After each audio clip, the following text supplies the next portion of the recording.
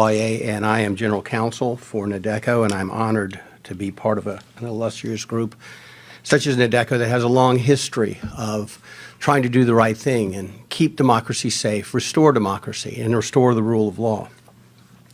And the primary question I think that should be asked, most of the people here in the audience know this, is why should we care about Nigeria? Why should the United States care about Nigeria? Why should the international community care about Nigeria? What would you say if I told you that there was a country that has arguably the world's oldest democracy with full participation of all of its members? What would you say if I told you that there is a country where a group of people has the oldest written constitution featuring guarantees for individual freedom and due process in the world? What would you say if I told you there was a country that featured full participation of women in its political system, both to vote and to govern, and they started doing this when Europe was in the Dark Ages, in the 800s?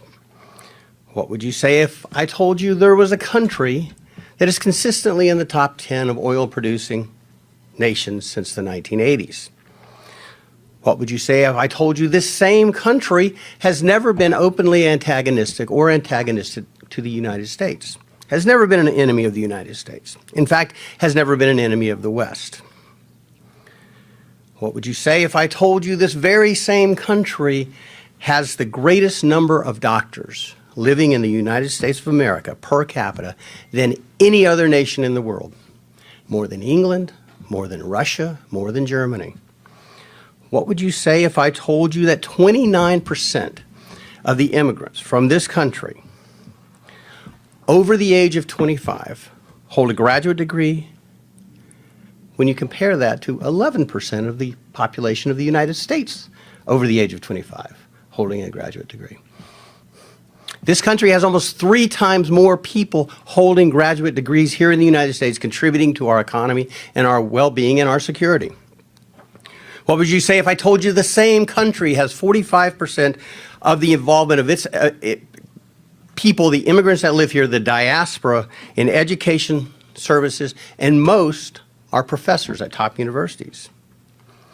What would you say if I told you the same country I'm talking about has they're entering the medical fields and the technological fields in a rapidly expanding rate? They're increasing the U.S. economy. They are entrepreneurs. They are making America better, building tech companies in the United States to help the people back home.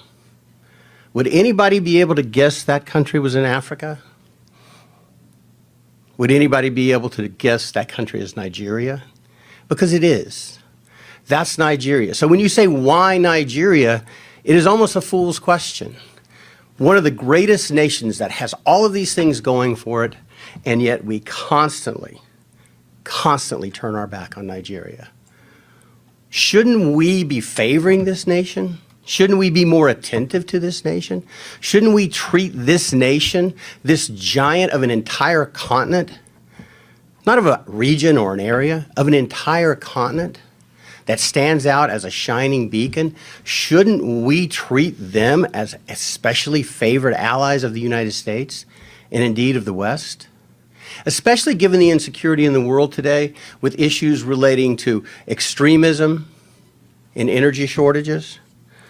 Don't you think that this is a nation that the world should readily leap to the fore to protect, to ensure the well-being so it can continue on its pathway to greatness? Yeah, we're talking about Nigeria, the largest nation in Africa. It is the wealthiest nation in Africa, and yet it's the poorest country in the world.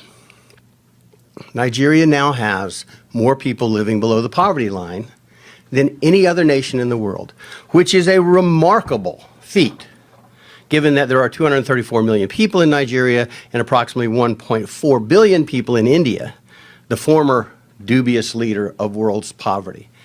How can we let that happen? How can we turn our back? How is that possible?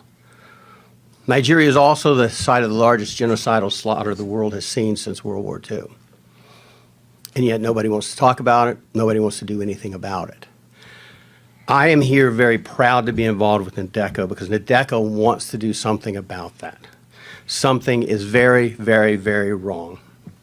And it starts with the ability to choose your leaders in full, open, and fair elections.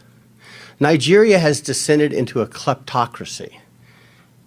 And what that means is theft is the coin of the realm. Not due process, not laws, not fundamental fairness, not the pursuit of happiness, not freedom, not family, not religion, not work, not prosperity, but who can steal the most first and go back and steal some more.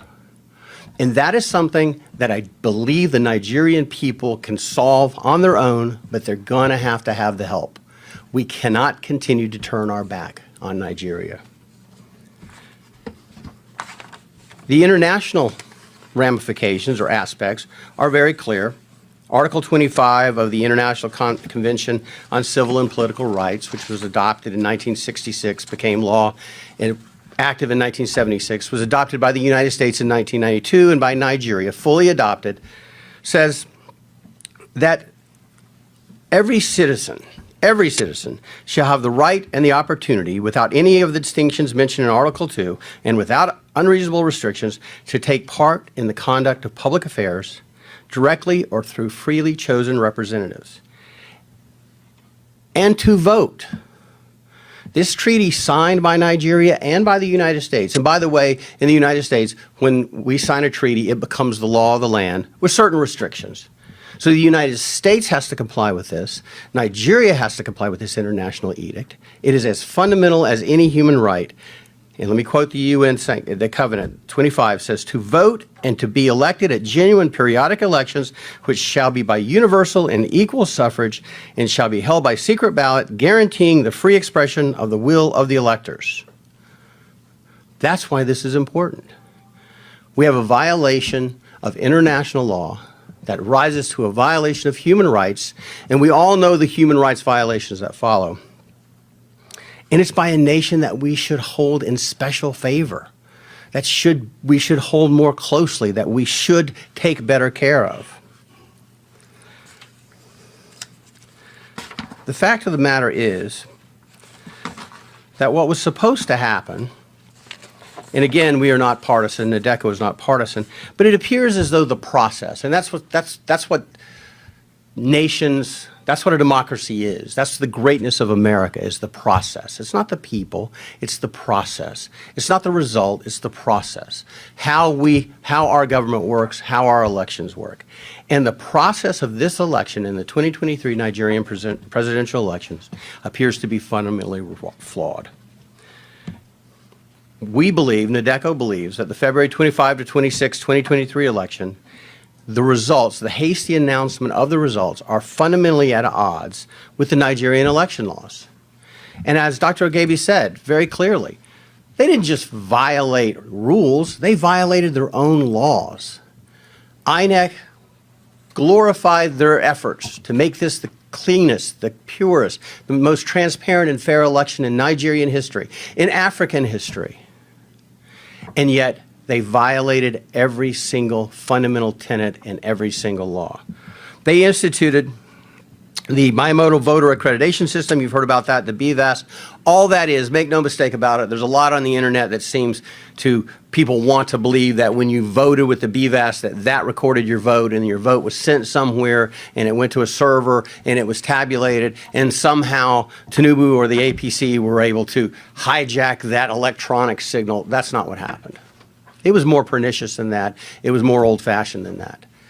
All the BVAS does gave you two modes of identification, both your card, you put your voting card, your PVC in, and it also did your fingerprint and face identification. But it failed. And the reason BVAS was important is so that people couldn't vote more than once. Vote early, vote often. The reason it's important is so people could not vote that had fake cards. And on the issue of the PVC cards, INEC announced, this is INEC themselves, said that there were 87.2 million PVC cards collected. That was out of 93 million registered voters. So approximately 6 million people were registered. They just didn't bother to get their voting card. No one knows why. It just happens. But what's fascinating is, if you consider it true that 87.2 million people had PVC voting cards and could have voted, the declared winner of this election received 8.7 million votes. Now, out of 87 million, the math's not real hard. That means that Mr. Tinubu got 10% of the vote. He will be ruling the wealthiest economy in Africa with a mandate of 10% of the population. That's extraordinary. Something is seriously wrong. Something is seriously wrong. Additionally, we believe that what has to happen and why we're here today, and NDECO is leading the charge, we believe that INEC has to prove itself. It has to prove the results it announced were true and were real. There are 176,600 polling stations. That's a lot of polling stations. INEC's rules required each polling station to collect the votes, count the votes, and they do it the old-fashioned way. They get the paper votes, they count them. They put them in stacks for each of the primary candidates. They were to gather those results, publish the local results, and then transmit the results, and ultimately they would go to Abuja and be certified. Well, what happened was they published some of the results early on, and then they took them down. And so what they have is something that looks a little bit like this, scribbling, when it used to look like this, where it was written. Someone didn't like the results. That's what appears to have happened. Dr. Ogebe observed it happening. So what we have is vote rigging, vote buying, and bribery.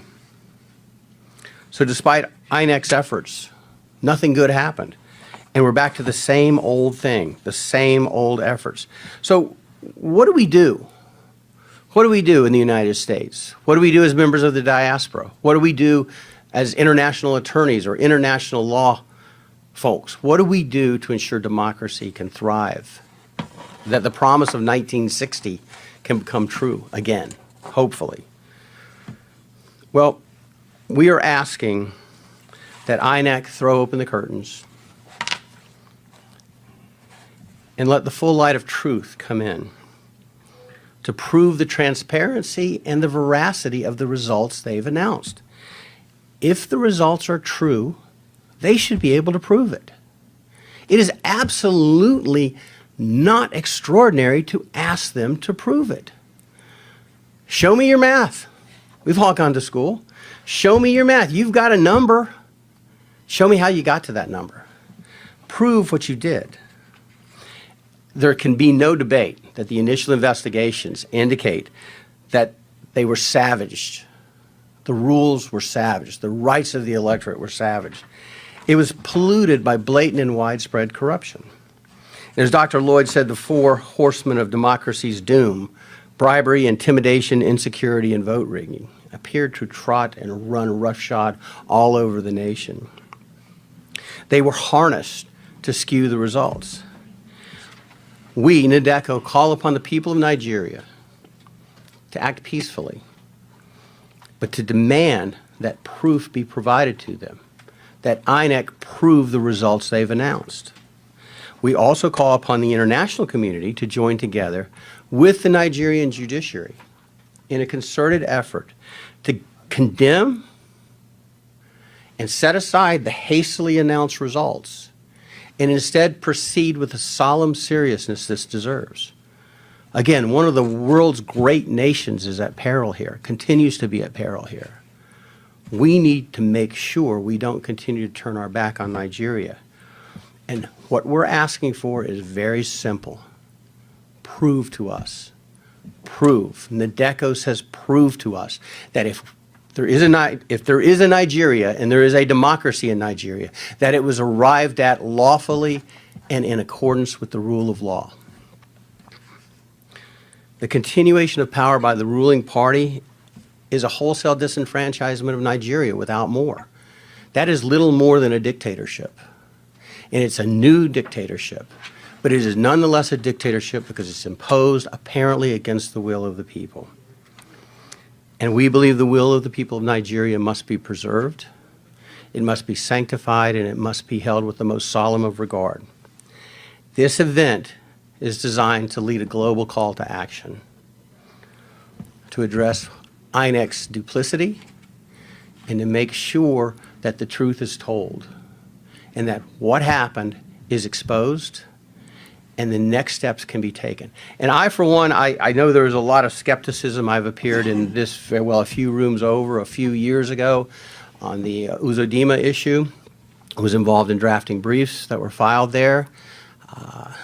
The Nigerian judiciary cannot always be relied on to do the right thing in elections. But I take a little bit of hope. You've got to be an optimist. You have to be an optimist. Because your faith in God and your love for your country and your love for your family, you got to be an optimist. The Nigerian judiciary showed us they have the ability to disregard what INEC says and chart their own path toward justice. Now, we may disagree with what they did with Uzodimma. Certainly, Ihedioha disagrees, and my clients did, but they have that ability. So the Nigerian judiciary, there's a small spark of hope. Their recent ruling to free Mazi Nnamdi Kanu and to impose a substantial fine of 1 billion naira for his wrongful retention, that gives you hope. I believe the Nigerian judiciary can do the right thing. But if they don't, we also believe that the international community has a burden. It's far too long disregarded the great Nigeria.